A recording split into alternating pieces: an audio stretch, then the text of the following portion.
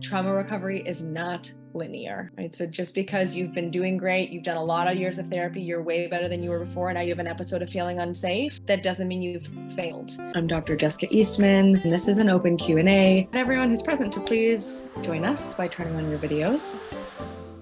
So, last question for today says, I have childhood trauma from abuse, abandonment, sexual molestation, and feeling unsafe still occurs even after doing years of therapy, which has been great. Do you have any techniques to get to compassion and connected to painful feelings which can cause me grief? Okay, there's a lot in here. The first thing that I will say is I'm sorry about your experience, and I want to acknowledge the fact that no matter how much therapy a person does, it doesn't make the experiences that happened to you in your past go away. And so the way that I approach or view therapy and trauma recovery is that we are working to change our mindset or change the lens in which we view ourselves and the world.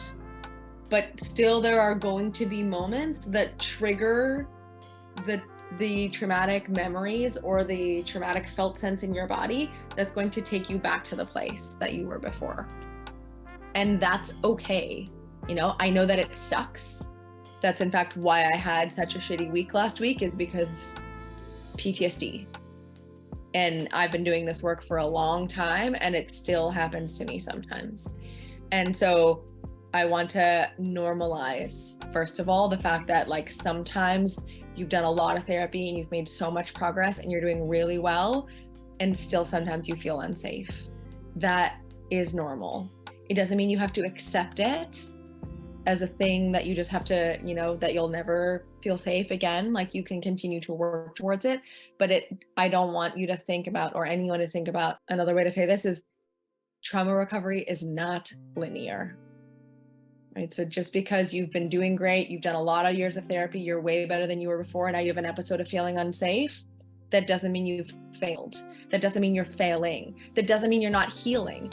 In fact, the way that I think about therapy or healing and trauma recovery rather is circular, right? And so like we are continually approaching the same memory, the same belief, the same challenges, but with a different layer, a different lens, a different viewpoint, with an additional shoring up of our self-worth and values. And now like, okay, let's reassess it again and continue to pull away the threads that it has connected to every realm of and every facet of my life.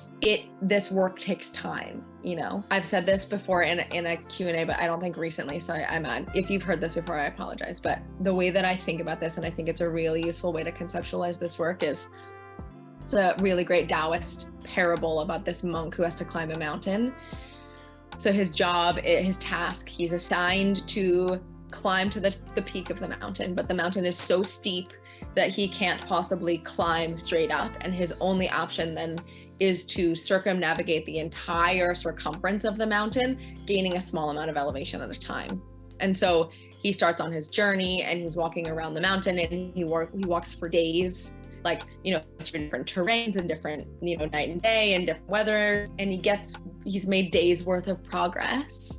And then he's back, you know, like 200 feet up from where he started.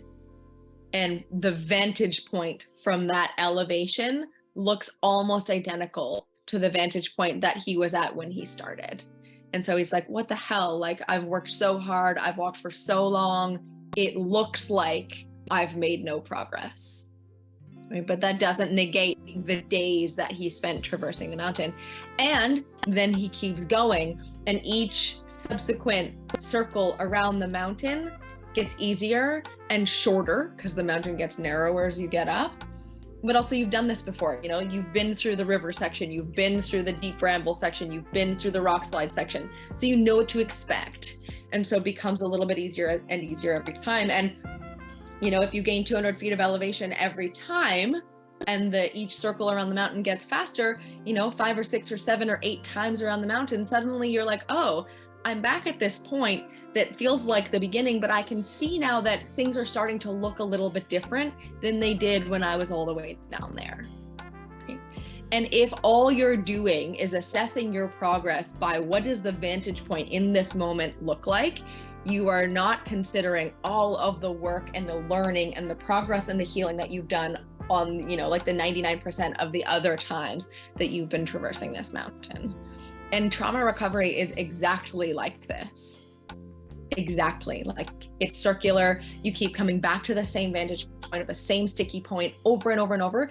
And my favorite way to try and reframe this kind of challenge is, if you are back at a place that you feel like is similar to a place you've been before, if you had, like days or weeks or months of feeling safe, and then suddenly you're back feeling super unsafe because of something triggered your old PTSD, not only is that not a failure, that is a success. That's an indication of how far you've come, that you are then able to do more work on this one sticky part in a deeper way.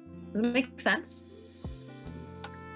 So when you are struggling with something, when you are like, oh my God, I forgot, or I thought that I was done with this and now I'm back worrying about this same thought again, consider reframing that, like, you got to approach it from 18 different angles, and you can only see the first 3 on level 1, and you got to get to level 2 before you can do the next 3, So there's lots of stuff in there. And then the last thing I will throw out, just because I'm rereading a book that I think would be really relevant for a lot of y'all, but for this question specifically, because the question says, do you have any techniques to get to compassion and to connect to painful feelings? If you haven't already, I would strongly recommend a book called The Gifts of Imperfection by Brene Brown. I'm going to type it into the chat.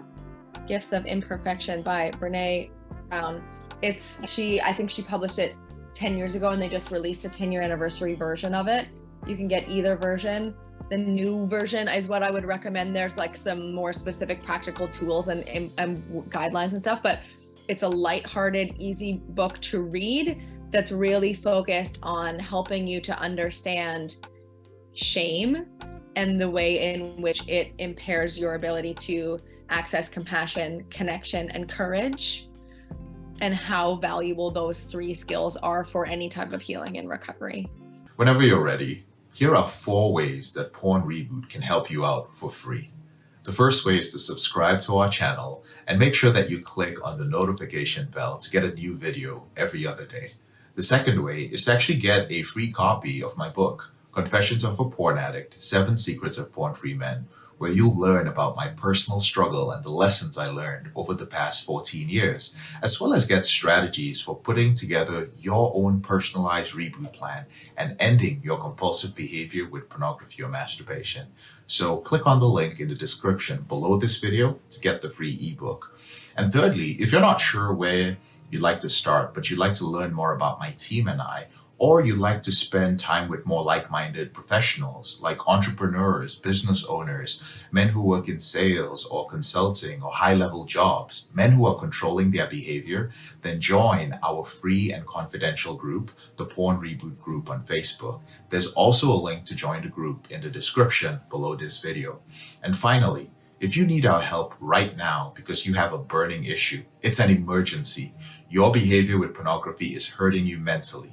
You're about to lose your relationship and you want to live up to your potential or be an authentic man and free yourself from shame, guilt, and underachieving, then click on the link in the description below this video that actually says free coaching call, or visit elevatedrecovery.org and click on the link which says book a call.